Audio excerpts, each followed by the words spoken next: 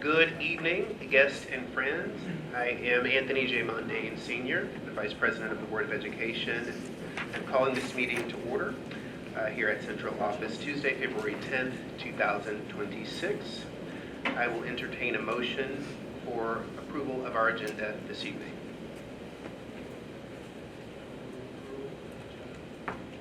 Second.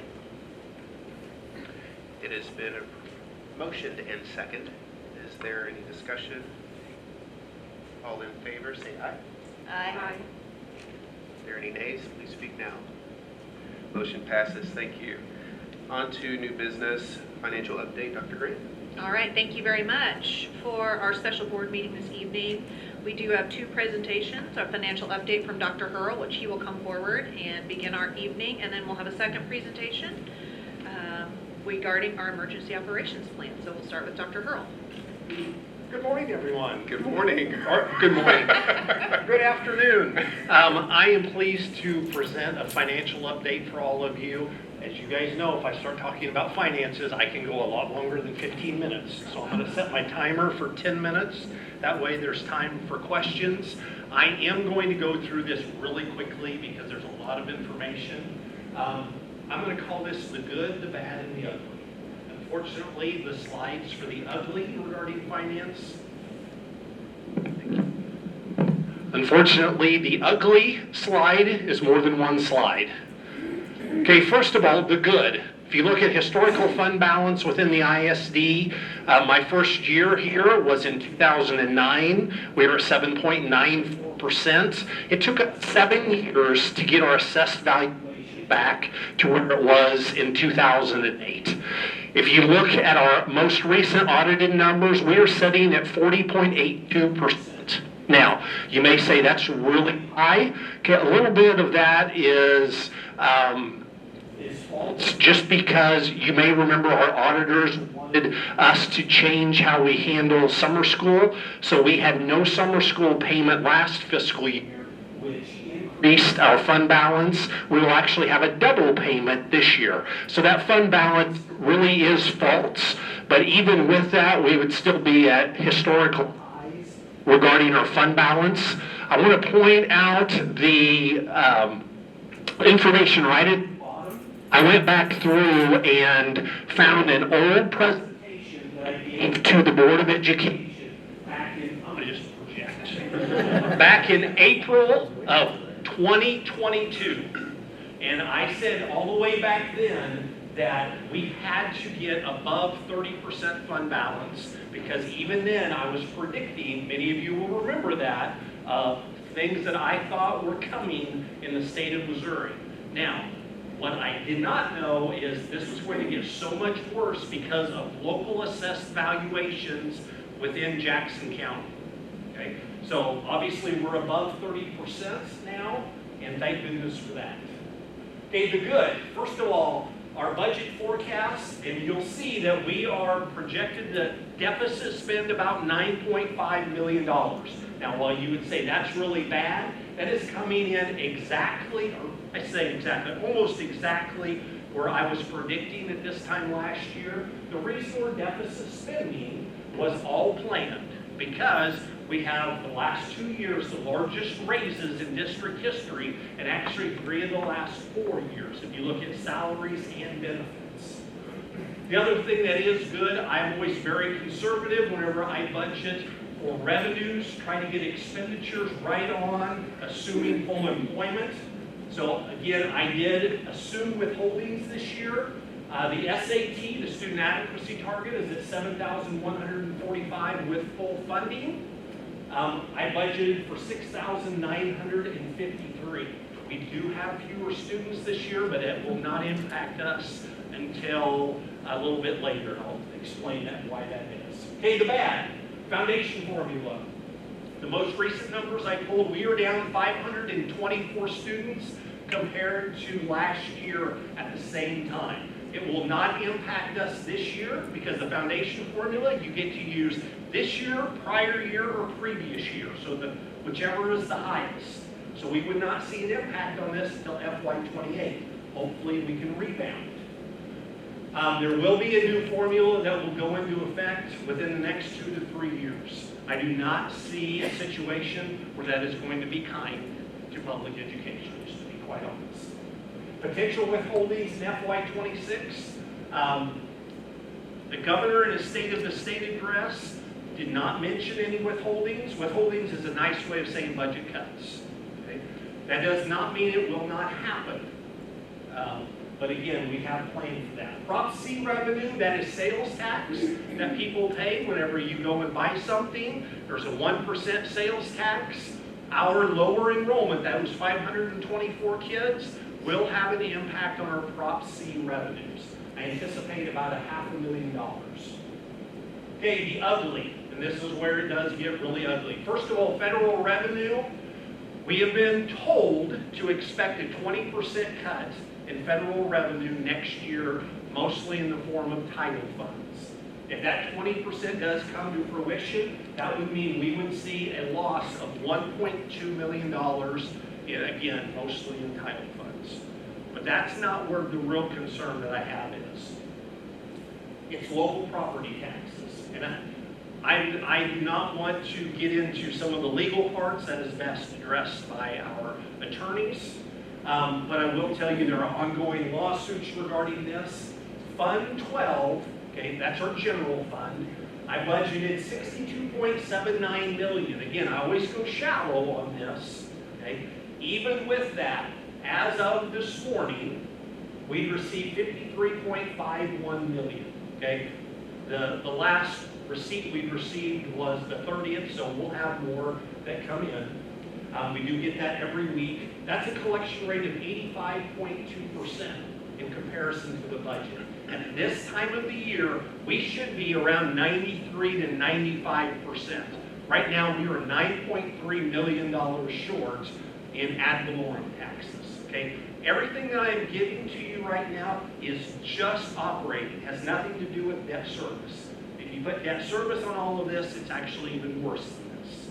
Okay, known losses. These are things that we know are going to happen. Senate Bill 190, that was the senior property tax freeze. This is a number I've received from the county that were given back in credits or are in the process of being given back. That's $891,376. The commercial property being capped at 15%, we will lose almost $68.8 million in assessed valuation. That equates to almost $3 million in revenue. That's this fiscal year. Okay. The 15% cap on assessments, and I'm talking residential now. I know you guys have been following some of this. Our AV loss, again, that's not counting commercial, this is just residential, is $135, almost $136 million of AV.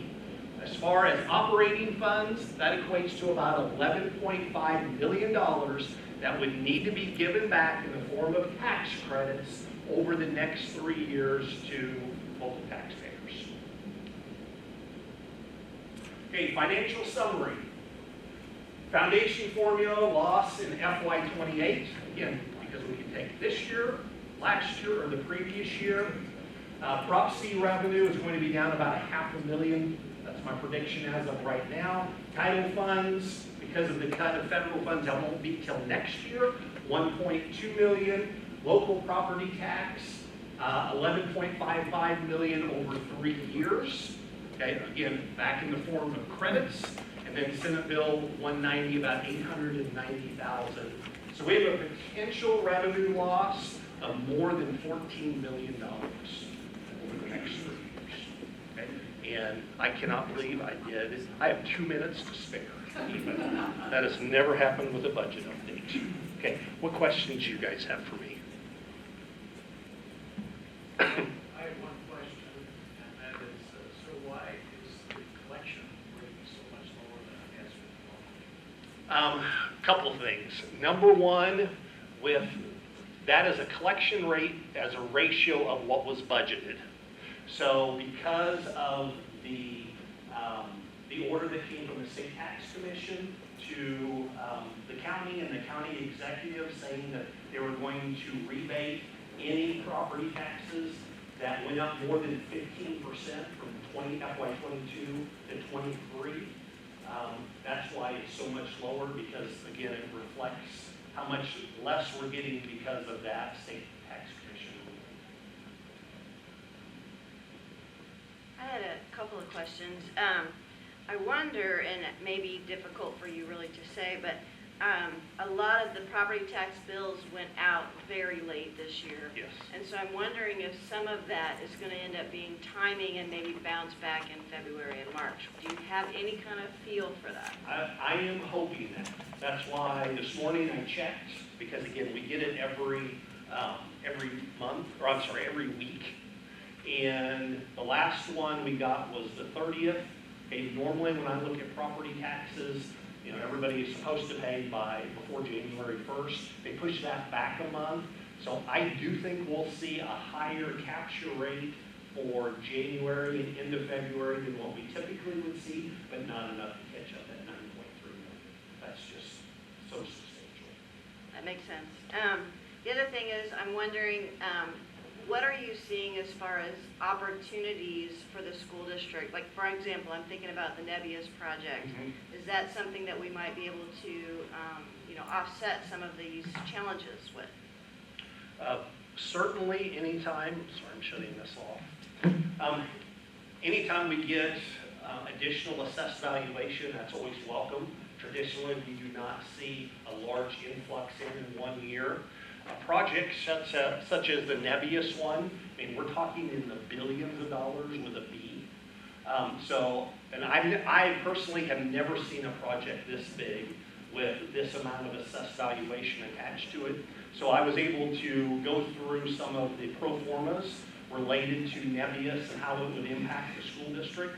The building is actually a very small amount of the revenue that would be received. If you look at 2028, I'm going some of this off of memory, I think it's about $310,000 we would see in additional revenue, both for debt service and operating from the building. But if you jump to 2030, whenever they start putting the personal property, which is the computers in there, we're looking, as just us as a district, about $27 million annually. Okay, I want all of you guys to think about that. $27 million. Our budget is about $225 million. So we're talking a jump of more than 10% on one project. And this, again, I've never seen a project this big. The lifetime of the assessed valuation is more than $7 billion. So not only does it impact us, it's going to impact fire districts, it's going to impact the library. When people talk about a concern about taxes, think about throwing that much assessed valuation into a school district. Okay, we try to run bond issues, we've been able to do them with a no tax increase. With that type of influx of assessed valuation, certainly the tax rate we would levy because of Hancock and some of those things, our taxpayers would see a decrease. Thank you. Dr. Holt, you might ask a question. The fund balance you showed initially was like 40%, which is historic high. I guess I say thank you, but secondly, I worry personally about some of the other schools in the surrounding districts because I don't think they position themselves to that standard. What's your take on that? What are your thoughts? What do you envision? I think every school district is certainly very different. I know there are a lot of districts, their loss of assessed valuation is significantly more than us. Some have a lesser impact. What I will say, school districts that set themselves up with a healthy fund balance are very well positioned to absorb any losses. There will be some school districts, I have no doubt, that you've already seen some of them, that they are anticipating having to RIF or cut staff. And it's already been announced that as some of these come to fruition, because we have the ability to do what's called a recoupment to get some of these losses back because we are not at our voter approved maximum. In regards to our levy, our maximum is $4.67 per $100 of assessed valuation. We're at, I don't remember, like 431 something. So we have the capability to go up. There are some districts that do not have that. So when they see losses like this, they have no way to get that money back. That is 100% a loss. That the only way to get it back is people. Because most districts, 80% of your budget does deal with salary benefits. So there's going to be a lot of pain. A very short answer for some school districts. And not just us, fire districts, library, and such. I know you said with the title funds that we might be cut 20%. For this year, current status, like where are we at in receiving funds for? So right now, we've received no notification to expect any cuts this year. I would be surprised if we see anything this year. It would be next year whenever we get our allocation amount, but no word yet on that. But whenever I get it from the Fed saying expect 20%, of it, we're probably going to see. Hopefully, it's just not a full 20%. So have you ever seen anything like this before? I don't remember anything quite like this. No. Since I've been on the board. Not even close. Now, when I came in 2008, there were certainly situations, very low fund balance, a drop in AB because of the housing crisis. There was a big difference back then. And that was, we have three main funding sources as a school district. You have federal funds, you have ad valorem taxes, which are local funds, then you have the foundation formula, which are state funds. Never have I seen during my entire career where all three are under severe attack. And I mean that they're in real jeopardy for seeing a significant cut in all of those. But probably the most concerning is our local. So do you have any general advice for us as school board members going forward? Here would be my advice, and I really hope you keep this advice. I remember back when we were talking budget in the past, and Denise always asked the question, what fund balance should we have? You know, my goal always in the past, and I know you guys probably remember this, 18.5% to 21% fund balance. And if you look at those numbers, this is where we've been, this is where we operated for a lot of years, right? But we're at a time that I would say cash is king. You better make sure that you have enough money in reserves to be able to absorb anything that comes our way, either from the federal government cuts or from ad valorem taxes locally or the rewriting of the foundation formula. Because they don't always remember, as soon as you deficit spend without a plan on how to absorb that $8 million, if you don't fill that hole in, it becomes 16 next year, and 32, it just gets worse and worse. So you have to find a way to mitigate that. One of the best ways is to have enough cash to draw that money down very slowly.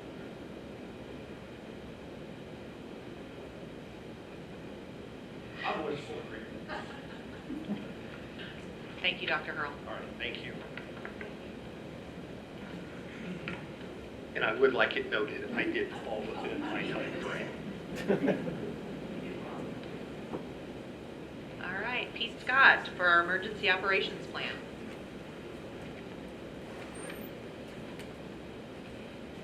Good evening. I'm not going to move with the mic either. Everybody hear me okay? Yes. I put this intro slide because I haven't formally met all of you. I might have given Blake my life story before the meeting, but here's some highlights here of where I've been, where I came from. Grew up in Independence, coached in Independence. All my kids came through Independence. I came through Independence myself. But for the last 7 years, I've been in KCK, managing 35 to 40 SROs there. Kind of fluctuates with recruitment and retention. And as well as a small patrol unit out there in KCK. During my time there, I helped them craft and implement an EOP in a little bit larger district than we are here. So this has been not exactly a unique challenge for me, but something that has been challenging nonetheless, jumping over the state line, there's a lot of new considerations here. So this is a presentation on where we're at currently with the comprehensive emergency operations plan. And how Senate Bill 68 affects that is, it's an attempt to, and I have seen this in Kansas, it's an attempt to standardize processes because every school district is a different size, there's different considerations. But when it comes to emergency operations management, there's certain standards that we all have to adhere to, right? And I think that's what Senate Bill 68 is attempting to do, is to standardize certain processes across the state of Missouri, independent of what size district you are. It helps reduce liability, maintain compliance, no matter what size district you're looking at. So when we talk about comprehensive operations plans, comprehensive is always kind of a scary word because everybody thinks they got to fit every last little bullet point in there from the state. But really, in terms of EOPs, emergency operations plan, there's 4 components that you have to consider: prevention, preparedness, response, and recovery. So in the past, we all had response plans, we had preparedness plans, we had bits and pieces of everything, but it wasn't comprehensive. So what Senate Bill 68 sets out to do is to make a comprehensive version of that from beginning to end. What in law enforcement we usually call being left to bang, right, before the event. So we're not just coming up with a response plan, we're coming up with ways to prevent, prepare, respond, and recover. So part of our prevention strategies on top of, we have the Raptor visitor management system would be one way, right? Identifying who comes in our buildings. We're kind of ahead of the curve on anti-intruder locks in our buildings. These are prevention strategies in the physical space. But also, since my time here, and I can tell you before me, when Dennis Green was here and Ken, we've been in constant communication with CES, getting clarity from DESE and CES on what this looks like. Where are we at with these reporting change? Where are we at with these appropriations? Constantly communicating with them. So I think we're ahead of the curve as far as policies go, so that we're not caught on the back end after we submit something and they say, well, where's this part of your emergency operations? I can tell you everybody down there knows my name, they know Dennis's name. Every time we call, it's usually, let me get back to you. And sometimes we're prompting them of things they hadn't even thought of yet. So I think that's the important thing. We're ahead of the curve on policies. That makes me feel good. Training, I think we do far more training here than the district that I came from. And we do better training here because we're doing on-site training. And that means we're teaching our staff in buildings, not just administrators, and saying administrators go train your staff.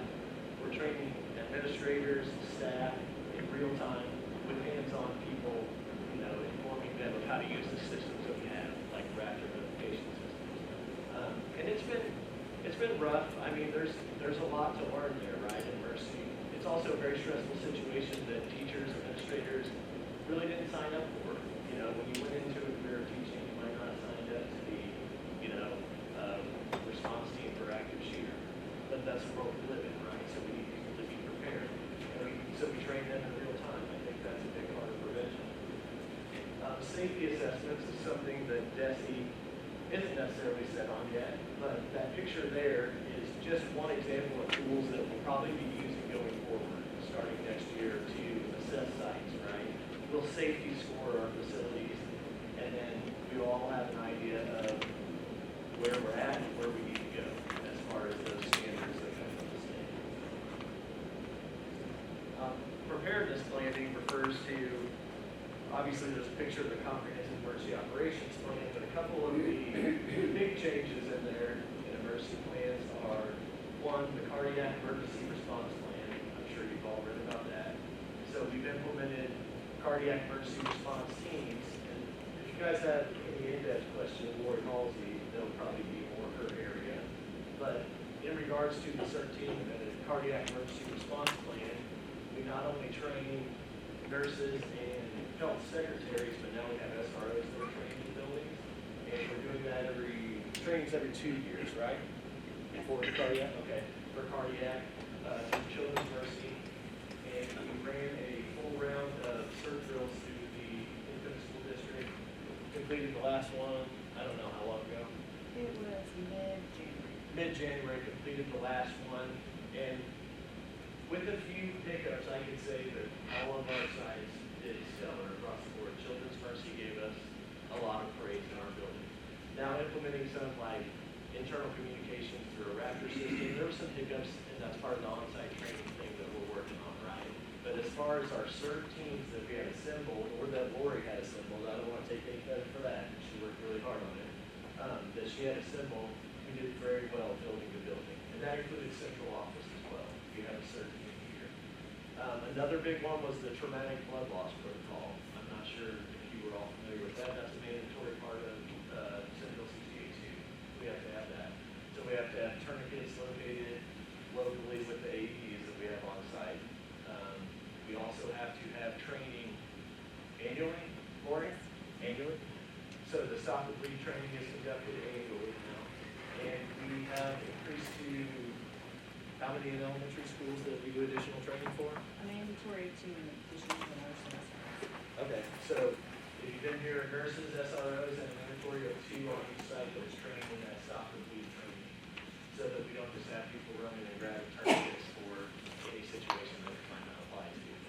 Now, the middle slide, we haven't really tackled yet, but I can assure you we're ahead of the curve for defined roles. So while we're doing on-site training in each one of these buildings, I kind of started, not with all, but with some, working with administrators to show them what an incident command team looks like. I'm not sure how familiar all of you are with NIMS or ICS or anything like that. National Emergency Response Protocol, right? So over the next year, probably more so the next school year, we'll work on kind of building out those ICS teams in a building. And what that looks like is your principal is the commander of that situation. We have somebody who's a liaison and somebody who's an information officer. And why that matters is currently in a lot of school districts, businesses, et cetera, when an emergency happens, everybody knows the boss is the boss, but the boss might tell 10 different people to do the same thing. That we're wasting time and resources, right? So when we build teams that have specific roles, then we become effective and efficient rather than redundant and wasting resources in a situation where time matters. The third, regular drills, like I said, are anybody who has Raptor on their phone knows that these last 3 months have been like drill season, right? It goes off all day, not all day every day, but a lot every day, right? Because if one thing I can say, the Independent School District will always meet the state minimum for drills, always, and we'll probably double it. And that's because we're getting used to the Raptor system, right? We want to make sure that we know what that alert means, how we can communicate, who we can communicate with. So we're doing a lot of drills on site for that reason, because we're getting used to implementing these tools that we have at our disposal.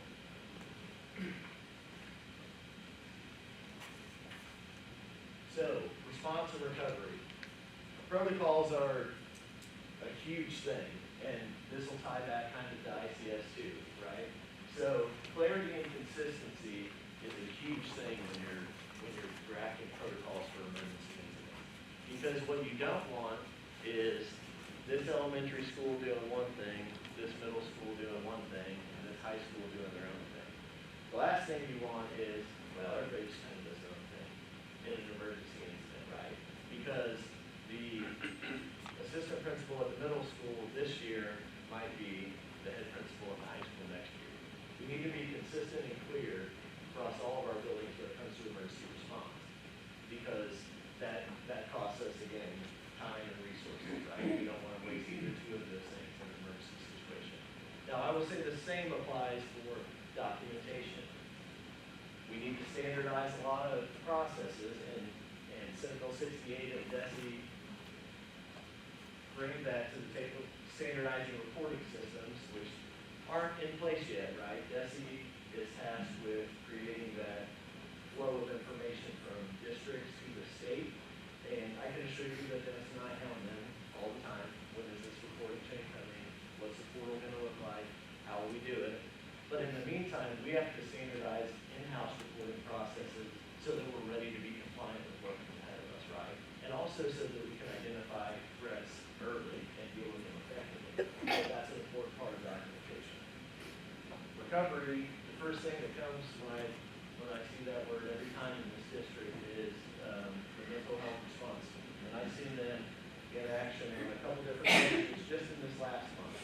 And I really have not witnessed any, I've worked with both water districts. I haven't witnessed a team be as quick to act in a cohesive way as the mental health response team in this district.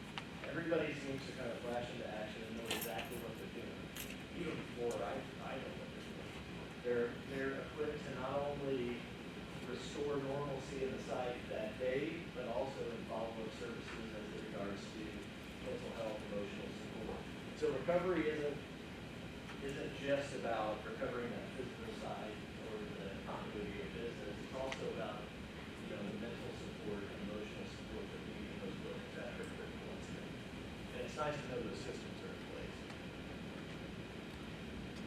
So in conclusion, I think that what we've seen here is our comprehensive operations plan emphasizes those 4 points way ahead of most of the other districts that surround us. I'll compare it to Dr. Earl's presentation, what he said about being well set compared to other districts in our area. This is another situation where we're probably ahead of the game, we'll probably see some things coming. And I think, both of my predecessors for that, because they were involved and active in the meetings. There's my public safety link that will get you information on some of the reporting systems I talked about, as well as we're crafting some overview pages, documents about the EAP that will be accessible there too. Though it won't be the entire comprehensive plan. Any questions? I do have a question for you, Mr. Scott. Thank you for your presentation. This feels good. I mean, I love the fact that these revisions are being made, and it just makes me feel good as a director and a parent that the best precautions are being exhausted. In your presentation, you shared about special training that's going to be required. I'm just interested in knowing, can any of the students partake in the training, and are we required to keep it at a maximum number of folks that can be trained per school? I'm not suggesting that a third grader needs to know how to get a tourniquet, but I am asking, can we broaden the scope of who can know what to do in case someone calls out and that's the person that needed to be there? Well, and I think that's a good question. So it's important that you craft drills age appropriate, right? That's one thing we've learned from the education system over the last 10 years. Drills in high school are going to look the same as they do in elementary school, right? So we work hard to make sure the drills are age appropriate. As far as people that are certified within each building, obviously, we have to check with the county building. But I can tell you that every high school building, that I've been in, that is a very active dialogue on top of just the drill, right? So I know that students there have a real understanding of what that response looks like because they've been done. Sure.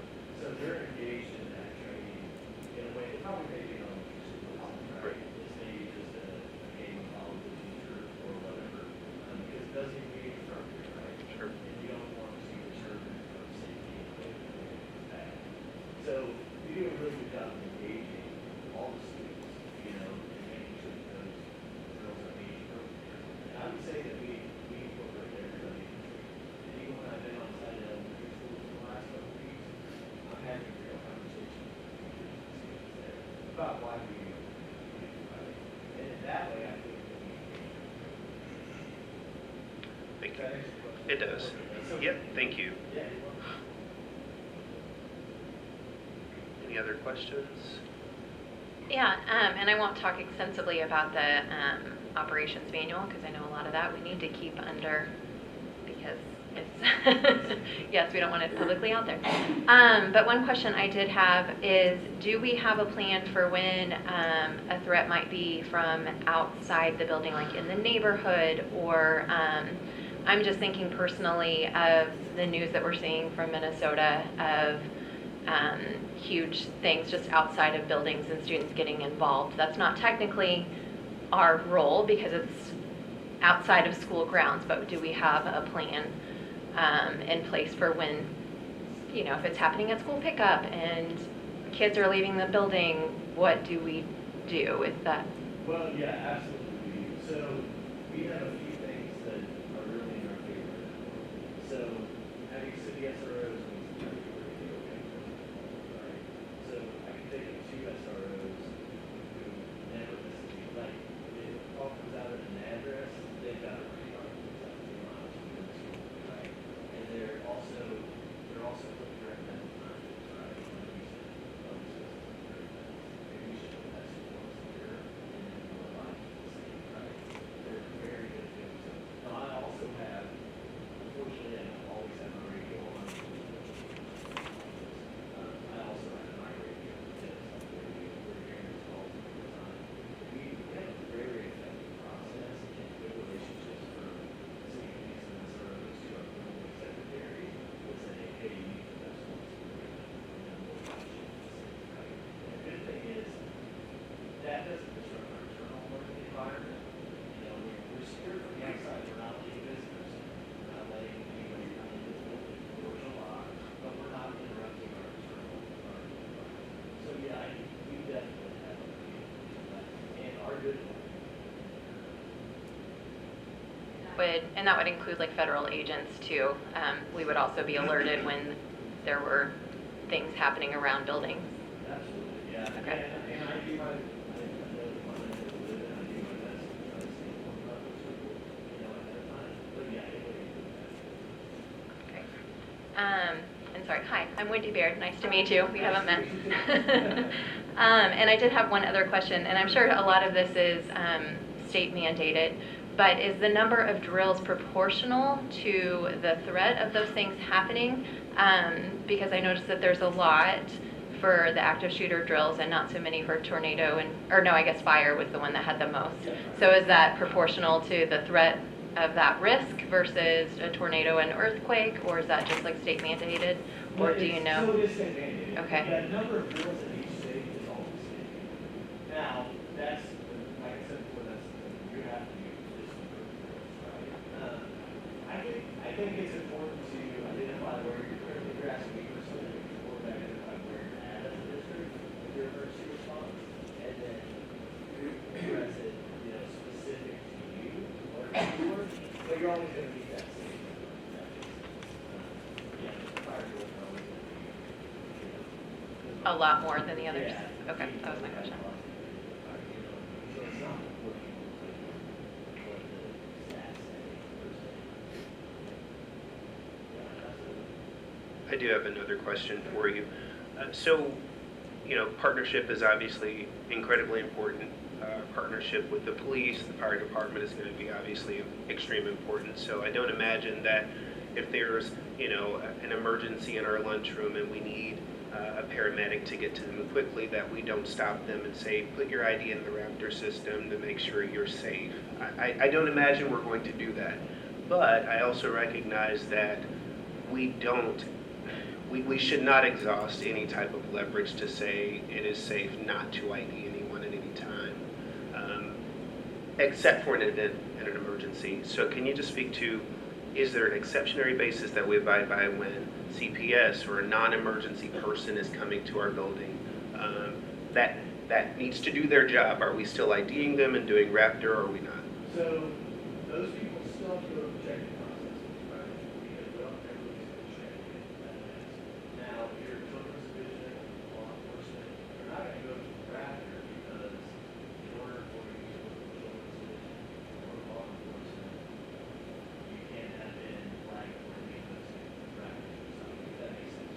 Right. So everything that Raptor's going to flag, the list of violations, Sure. possible offenses, you can work with children's. Sure. So that's the thought process there. But we're always going to check when you come in, right? Because we want to know your name, we want to know your business. And if there, and I hope that all building secretaries know that if there's any suspicion beyond that, they can call me directly. They can Okay. call me directly. Okay. They just want to do that, somebody that's in the building, right? We never be too sure. But as far as that rapid flight goes to children's division or law enforcement, they couldn't only do it with this position. And honestly, I truly assume that. was the reality. My concern is, and you know this better than I do, being in your field, I just begin to think about how often do they practice reviewing that background check? Is this something that they do monthly, weekly, yearly? Is there a gap that we could miss in that process? I can't speak for children. Okay. Right, 'cause I don't work for children. I can speak for law enforcement, and I can say. Okay, that's reassuring, that's My fantastic. personal experience, Okay. and you would be off the job. Furthermore, not even just like convicted of an offense, but if there was an investigation going on, you would be operating with a bag. Thank you. But yeah, absolutely.